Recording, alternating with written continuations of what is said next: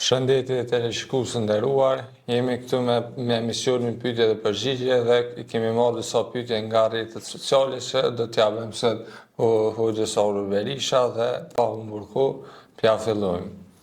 Fillojmë me pyetjen e parë, kur do të ndodh dita e Kiametit dhe a di ndokush përveç Allahut momentin e tij? Bismillahirrahmanirrahim. Zotin e madhëshëm e falenderojmë, paqja qoftë mbi dërguarin e tij fisnik Muhammedin alayhis salatu wassalam. Një pyetje shumë interesante që kjo pyetje u është shtru shumë ligjëruesve, hoxhallarëve, shkollarëve, studiuesve, por mbi gjitha kjo pyetje i është bërë edhe Muhammedit alayhis salam se kur do të ndodhë Kiameti. Dhe shpesh edhe ka dhe ajete të zbritura nga Kurani famullar të thotë yes'alunaka anil yawmi s-sa'a, të pyetim ty për ditën e dakikës ose sahati i mram, si thon, apo kupton gjuhën e popullit. Pra është momenti i fundit i kataklizmës. Është momenti i përfundimit të kësaj dunjaje. Por se kur do të ndodh kjo, Allahu e din më së miri. Vetëm Zoti e din.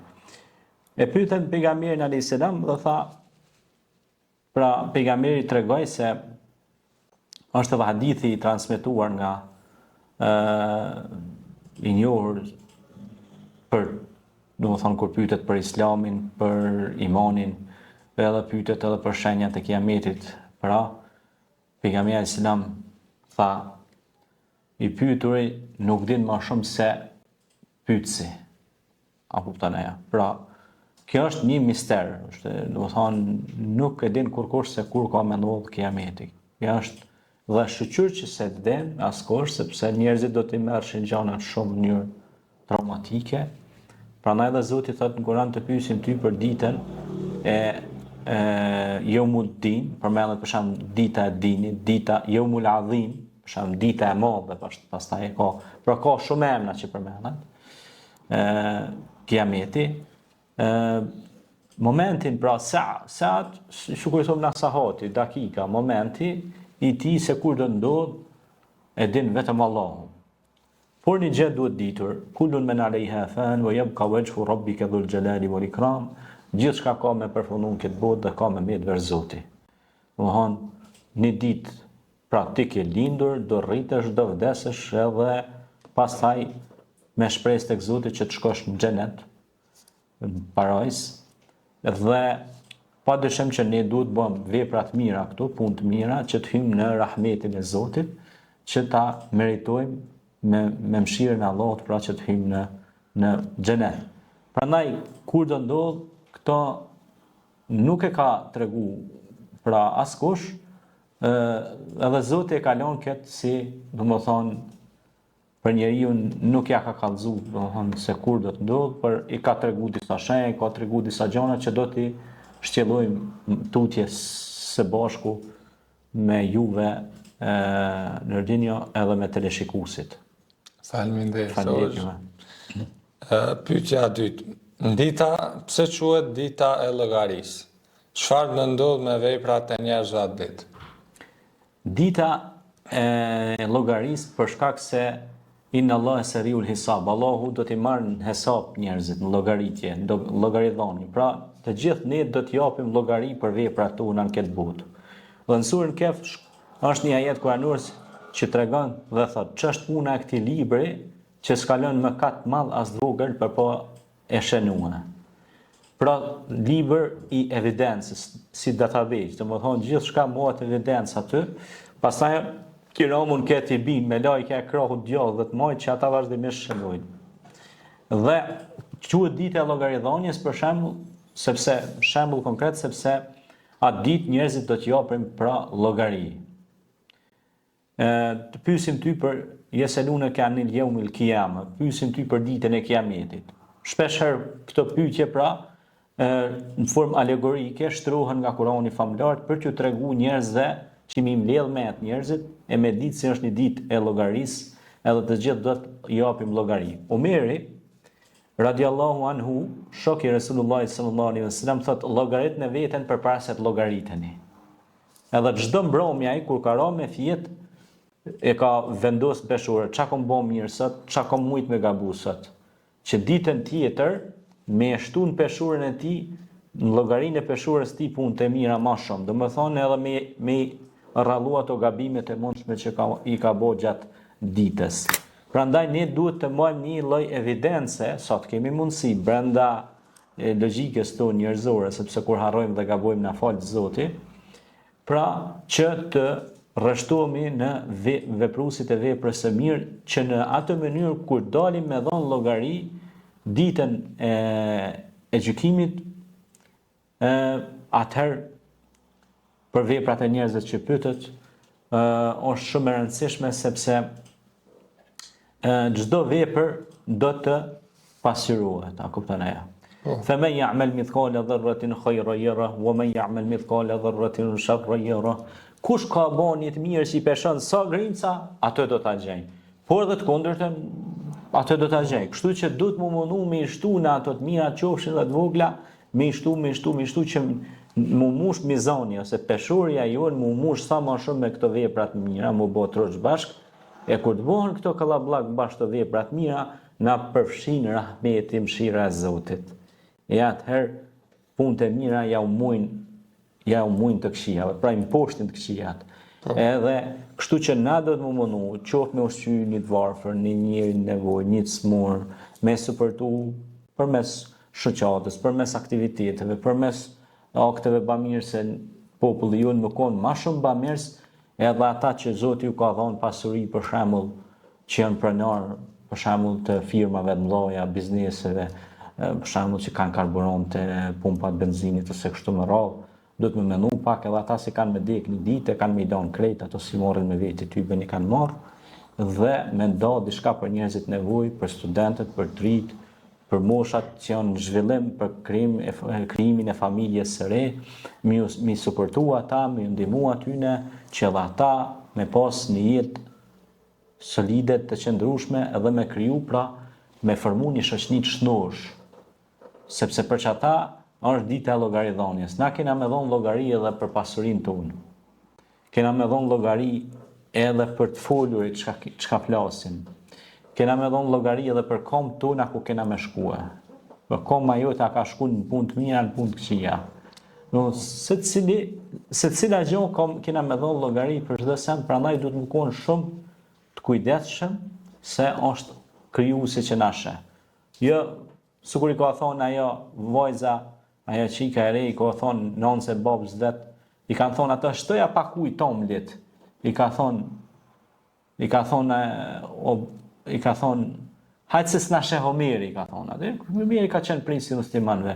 I ka thonë çika vet, o babo, non, i ka thonë nëse s'sheh Homeri, sheh krijuesi Homerit dhe krijuesi juaj është Allahu xhaleshanu.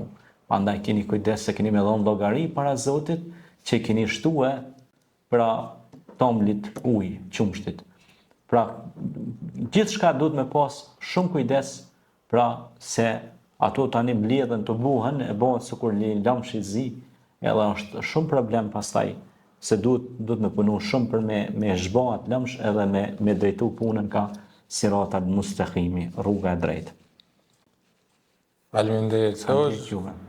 Vazhdojmë me pyetjen e tretë. Cili është dallimi midis kiametit vogël dhe kiametit të madh? Po, dallimi është shumë i thjeshtë, që mos me ndërliku shumë, po me u bë shumë të qartë njerëzve, shumë të kuptueshme njerëzve. Prandaj edhe pejgamberi Muhammed alayhis salam tha fol një njerëzve me gjuhën që ju kuptojnë. Kiameti i vogël ndryshe është quajtur vdekja. Domethënë është një lloj përjetimi i vështirë. La ilaha illallah inna lil maut as-sakarat. Thot pejgamberi alayhis salam me të vërtet vdekja ka mundime të mëdha.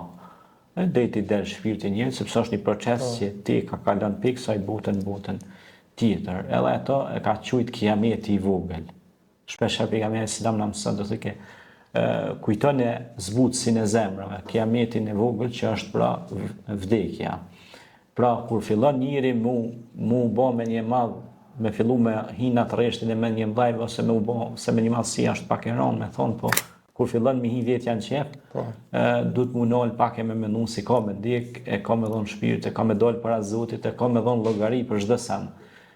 Ky është kiameti i vogël, është vdekja, pra momenti i përjetimit të vdekjes, kur Allahu xhaleshanuhu urdhon melekul mautin, me lajkin e vdekjes, mi amon shpirtin pra njeriu. Subhanallahu, kjo është me të vërtet një moment shumë interesant, po është një moment kogja nuk e di se është moment që nuk mund të përshkruhet me fjalë, për shkak se për besimtarin vdekja do të jetë e lehtë, domethënë se besimtari e sheh vendin ku do shkojë dhe shpeshherë ndoshta edhe kemi dëgjuar thotë ka dek, po kur momentet e fundit kur ka kur i ka dalë shpirti, ka dalë të buzëqesh.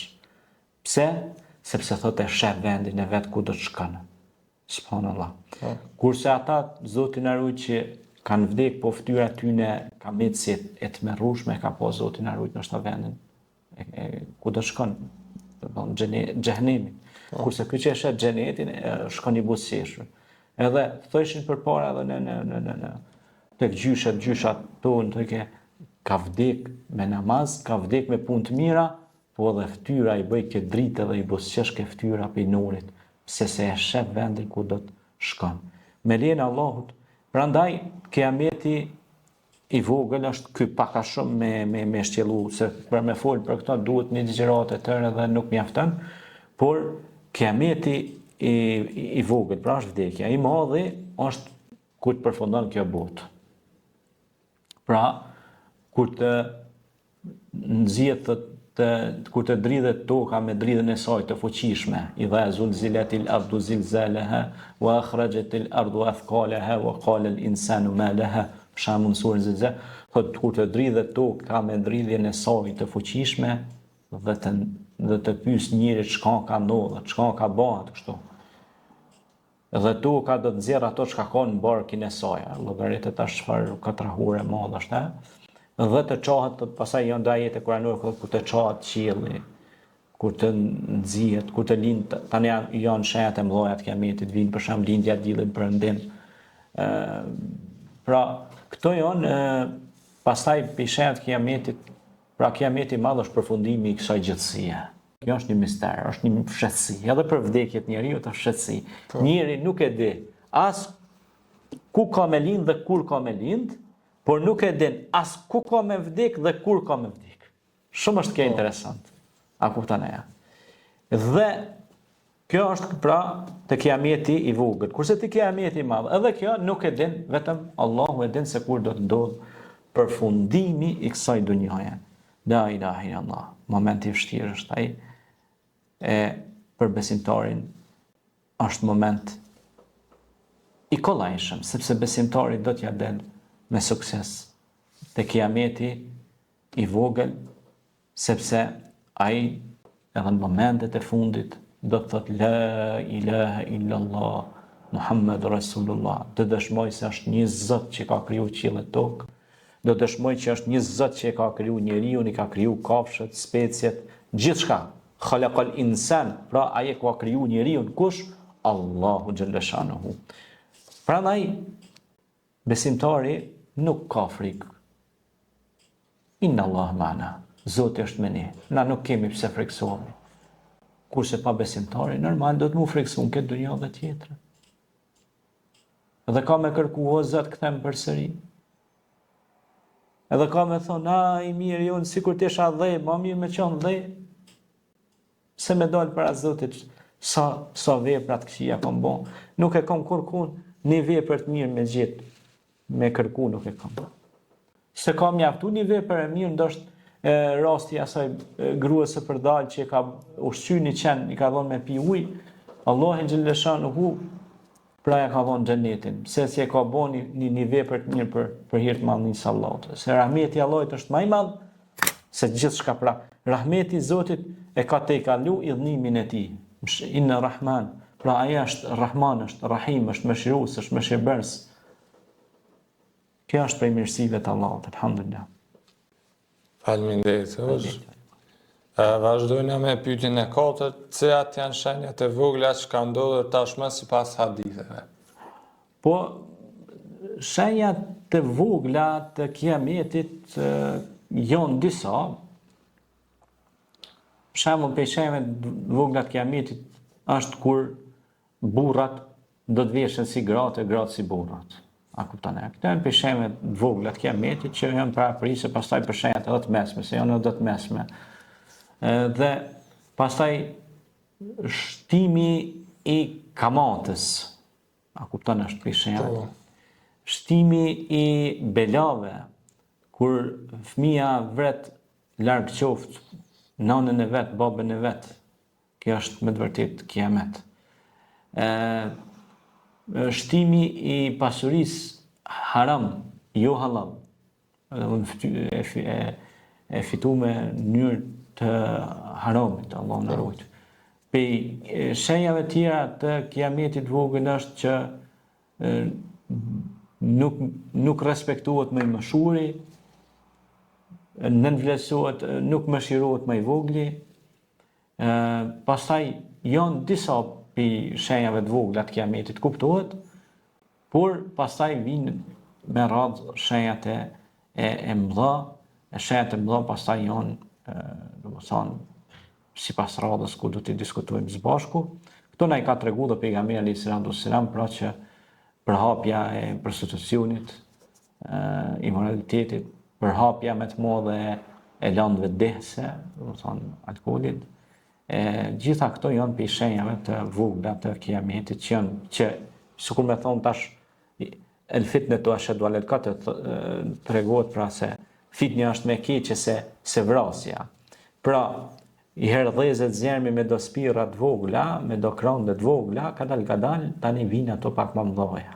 Tani vinë krejta të mëdha. Edhe është për ta. Faleminderit zot. Pyetja e radhës është cilat janë shenjat e mëdha që do ndodhin para kiametit të madh. Shenjat e mëdha të kiametit përmenden edhe në Kur'an disa prej tyre, për shembull dalja e Yexhuxhve dhe Mexhuxhve. Mufsiduna fil ard, pra ata do të jenë prej shkatrimtarëve, zullumçarëve në tokë, ata do të bëjnë trazira të mëdha, pra. Pastaj është debetul ard, pra është kafsha që do të dalë nga toka dhe do t'ju flas njerëzve. Pastaj është tjetra, është prej shenjave, është Dexhalli. Mesihul Dexhal, pra që do të jetë me një sy, transmetohet në hadithin e Temim Darrit, ka qenë një ashab, një shok i Resulullahit sallallahu alaihi wasallam, i cili ka qenë duke udhëtuar dhe thuhet që ka kaluar në një ishull aty pari edhe ka po një lloj as njeri, as kafsh, as nuk ka ditë se si me spjegu, po mundu me ja spjegu pejgamberit, ka thonë e kam po të lidhur në zinxhir. Edhe kur ardhi ka kallëzuar pejgamberit dhe shokëve të pejgamberit, e kam po të lidhur në zinxhir, kish flokët si kaçorrele, si në të kuqe, synin njënin sy e kishte të qalë, domethënë të verbërt, edhe përshkruante pak a shumë se si e ka po ai, dhe i thot pejgamberi alayhis salam ti e ke po kon Dexhallin. Dhe thot kur të vi kiameti i madh, kur ndodhin trazirat në tokë, ka mu shfaq Dexhalli. Edhe ka me thonë unë jam Zoti. Astaghfirullah. Ka me thonë jam Zot. Edhe ka mi gënjy njerëzit. Edhe ata që shkojnë pas tij kanë me humb, domethënë do të jetë humbje e madhe. Rekomandohet që pejgamberi selam na ka mësuar që të lexohet surja Kehf për mu mbrojt prej intrigave, mashtrimeve të Dexhallit. Alhamdulillahi alladhi anzala ala abdihi alkitaba wa lam yaj'al lahu 'iwaja qayyiman liyundhira ba'san shadidan min ladunhu wa yubashshira almu'minina alladhina ya'lamuna as-salihat anna lahum ajran hasana. Pra këto janë fillimet e surës Kehf. Ka transmetime që thuhet edhe fundi, po edhe fillimi, por komplet surja Kehf është dritë nga xhumoja në xhumo, kështu që është mirë çdo xhumo me lexue, por kjo është edhe mbrojtje nga fitnet ose sprovat ose trillimet e Dexhallit.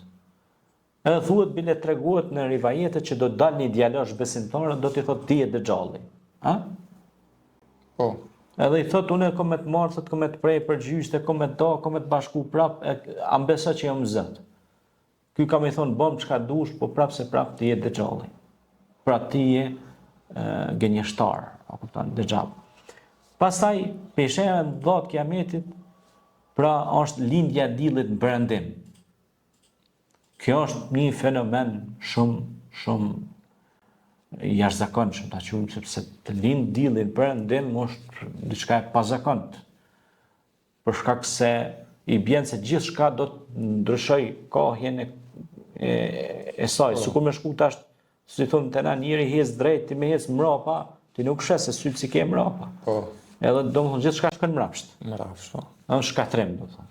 Do shkatrohet.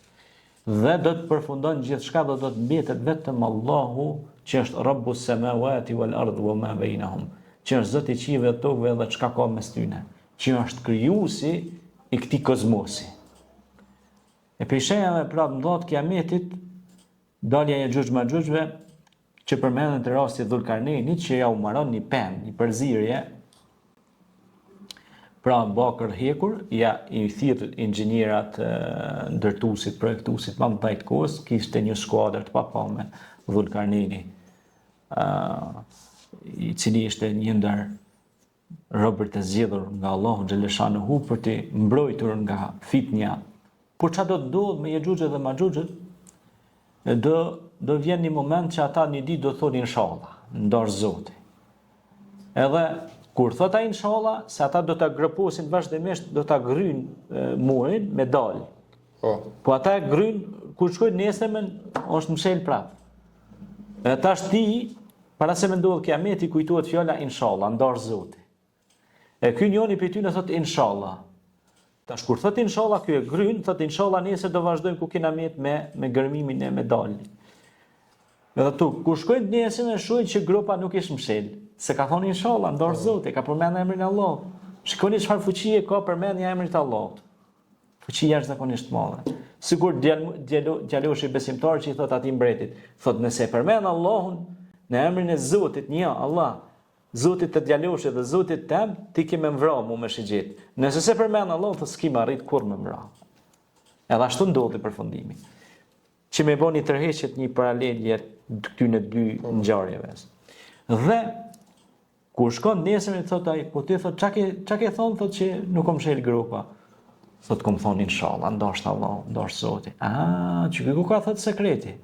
Atëherë thot inshallah, ata ajo hopet pap, edhe ata dalin. Ka transmetimi që thot do ta pinë komplet ujin që është aty për rreth, do të jenë të jetur. Do të bëjnë vërshime shumë të mëdha edhe shkatrime shumë të mëdha në tokë. Dhe pastaj do të zbres Isa alayhis salam. Dhe Isa alayhis salam pra do ta lusë Allahun do zbreste nërët të bejda të minonja e bardh dhe do zbres aty dhe do i lutet Allahut dhe Allahu xhashan do t'ju çojë aty në disa krymba në qafat e tyre dhe ata do të vdesin të gjithë, këta zullumqar, i Yexhuxh dhe Maxhuxh. Dhe do mbushet toka plot me trupat e tyre. Dhe do shfaqet një smundje shumë e rëndë epidemike. Po çfarë do ndodh mbrapa? Allahu xhaleshanuhu ja mundson pra pejgamberit vetë Isa alayhis salam që ta bëjnë një lutje dhe vinë disa shpez, qafka, sorra, i marrin trupat e pastrojnë vendin dhe çon Allahu një shit hareshën dhe e pastron komplet tokën. A kupton e? Sepse Allahu planifikuesi më i mirë edhe për njerëzimin e për tokën. A ke pa? Edhe sot. Nëse nuk bjen shi për një kohë caktuar, fillojnë njerëz, Allah thatësi, Allah çana shi, çana bereqet. Pse? Se nëse vazhdon ashtu me jesim pa ujë, vdesin të gjithë, bëhet shkretir, ku do të më ik tjetër kum, me lshu krejt këtu. Tjetër planet. Po, do të më kalu tjetër planet. Dhe uji është baza e jetës, kuptohet? Këto janë disa prej shenjave të kiametit, prej tyre, por padyshim që ku të vi momenti i fundit, kataklizma, katastrofa e madhe, kiameti, atëherë do të jetë përfundimi i gjithçkaje. Faleminderit hoxh. Vazhdojmë me pyetjen e radhës. Pyetja e radhës është si mund të përgatitet besimtari për ditën e llogarisë? Po, besimtari për ditën e llogarisë duhet mu përgatit në këtë botë, sa të jemi gjallë, pej mëngjesit deri mbrëmje, por edhe kur të bim me fjet duhet mu përgatit. Në ne kur çohemi duhet me fal sabajin. mi thonë Zotit faleminderit që ma dheni mundësi të re një ditë re. Mu mundu që qatë ditë ki mundësi një kashat buk mi adhon një jetimi, një dvarfi, një nevojtar, jepja. Nëse se ki atë mundësi, hjeke një therë për rrugë, hjeke një guri, se mundet me kalu dikosh me vetur mu praftu. Me fol një fjallë të bukur dhe të mirë, mës mi rënu njerës me fjallë të roma. Të mi dhuru dashuri njerëse. Vetë fjalla selam do thot paqe, dashuri. Pra ti afran njerëzit me paqe. Edhe e bën njën mundi pasur, pozitiv. Pastaj, ton jeta e besimtarit njërë ciklike është veprim me fjalë, me punë, me mendim, kur flet mirë, kur vepran mirë. Pra lën vesh gjurmë të mira. Dhe tash kur ti i bën gjitha këto të mira, i jep zekat, i jep sadaka, ushqen nevojtarin, smurin, bën punë të mira, e çel një çesme, një urë, një xhami, një libari, e çel në fshatin, në qytetin, tonë ose dikujt tjetër. Për shembull, ki do libra shkon në çan dhuratë, aty ne çel një libari të re, fëmia lexojnë, mësojnë, bëhen të mençëm aty, zhvillohet ai vend. Ose një urë, bovaki në disa fshatra nuk kanë mundësi me kalu me shku me marr ujë, se diçka e marrën një urë, një çesme. Ose ka therra në rrugë, i hjek, e pastron, hiqin njerëz lirë, edhe lutën ka të kalojnë e mashallah, kush e ka pastru këtë rrugë, Zoti shpërbleft, Zoti ja bof dritë këtë dynjë dhe tjetrën. Pra, nëse i bojmë na kallabllak gjona të tjera, ose një sa në thjesht, janë do qej ose moca që s'kanë ushqim, na i morim do ushqim, shkojmë ja u dërgojmë atje hajnë. Na du të kemi kujdes edhe për kafsht. Po. Jo më për njerëzit, se njerëzit gjithsesi. Pra, shtimi i veprave të mira, innal ladhina amanu wa amilus salihati ulaika hum khairul bariya. Ata që bojnë vepra të mira janë krijesat më të dashura tek Allahu. Inna Allaha ma'al muhsinin. Zoti është me bamirësit. Inna Allaha ma'al muttaqin. Allahu është me muttaqin, pra të devotshmit, të përkushtuarit në bamirësinë, punë të mira, pra Zoti ka me çata. E çata mos të kenë frikë as drojtje për asgjë, sepse në llogarinë e tyre, kalkulatori i tyre është i mbushur me punë të mira dhe ata ndjejnë komand dhe nuk kanë frikë. Faleminderit Hoxh, vazhdojmë me pyetjen e radhës, kjo është pyetja e fundit. Çfarë shpërblimi ka për ata që e kujtojnë shpesh kiametin dhe veprojnë për të përgatitur për të? Po, shpërblimi është shumë i madh sepse njerëzit do të m'ia kujtu vazhdimisht që kanë me dhënë llogarinë një ditë, se po kujtojnë që do t'i marrin gjitha këto pallate të fortifikuara, gjitha këto pasuri e kapitalin ndryshme, do të po kujtojnë që kanë mi marrë me vete gjitha ato toka ose pasuri që i posedojnë këtë botë. Me paskon që i merr i kish marrë Karuni, që ne kemi bisedu për rastin e Karunit, i cili thonë gjitha këto i kam bën vetë, harroj Zotin, në fund të harroj gjithçka dhe kujtofte që u bën veç ai. Në fund përfundoi edhe ai me gjithë pasurinë e tij përpiu toka. Kështu që duhet m'ia kujtu shpesh njerëzve për mos mu bë njerëzit me ndjemllaj, për mos mu bë të vrazhët, për mos mu bë arrogant, për mos mu bë të pasjellshëm, duhet m'ia kujtu edhe me thonë, nalo pa. Po, mos i hin hak atij tjetrit, mos e poshtro tjetrin. Por dhe kujdeso dhe ndaj vetës, ndaj shëndetit që posedon, sepse edhe shëndeti është negativ prej Zotit, ta ka dhënë Zoti shëndetin, duhet kujdesesh. Pastaj kujtimi është, Zoti thot në Kur'an, përkujto se përkujtimi u bën dobi besimtarëve. Pra, ti kur ja u përkujton, atyre ju bën dobi, pra ju bën hajër, ju bën mirë. E prandaj ne kur ja u përkujtojmë tjerëve, ata ndalen, por ne kur ja u përkujtojmë tjerëve, si ja përkujtojmë vesh tjerëve, na ja përkujtojmë edhe vetes tonë. Po. Sepse se por, ti kur flet e dëgjon veshin jotën, e artikulon mendja jote mas por, e artikulon, e dëgjon veshin jot, po edhe e shpreh intonacioni ose vokabulari i yt, pra vokalet e tua se gjuha jote është të shpreh një gjë të tillë. Pra, se por i uji kur del te burimi, apo ka në rrugë mas pori, burimin. Tani shpërndohet tek masa e gjëre, e kështu me radhë. Ky quhet ndryshe komunikim masiv, komunikim me masën. Kështu që ne kur komunikojmë me masën, do i tregojmë se ka një ditë llogarisë, ka një ditë që do të japim hesab te Zoti i Madhërisëm, atëra i nolet ka dalë se pas na rona gjumin epidemik, si që thotë dhe pejgamberi selam nasu niyam idha mamatu intabahu, pra njeriu është sikur me kon flejton, kur të vdes i del gjumi, po atëherë shumë vonë.